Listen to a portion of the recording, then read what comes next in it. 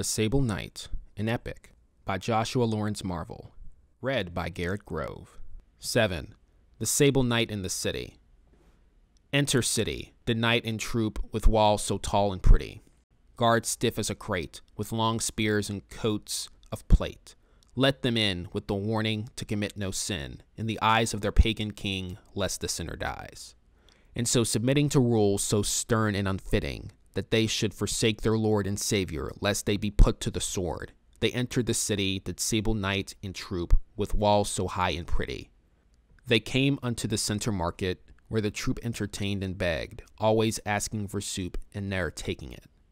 The Sable Knight bid adieu to the troop, as one friend to another, and refused their gift of rare soup, only to march through the streets to find the pagan king and hear of his feats.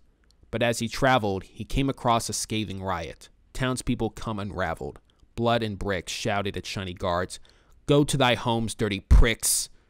Shouting his way through a struck guard, glaring at the man who threw the brick that drew blood and attempting to strike, was struck by the mob and thrown into the crud.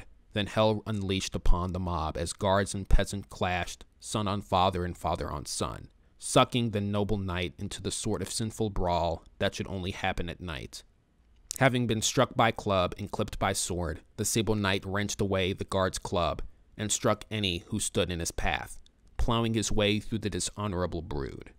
A path he cut and struck and fought to the palace steps, to the pagan king he sought, and tore up the steps of stone and into the palace, where sat the pagan king upon his throne.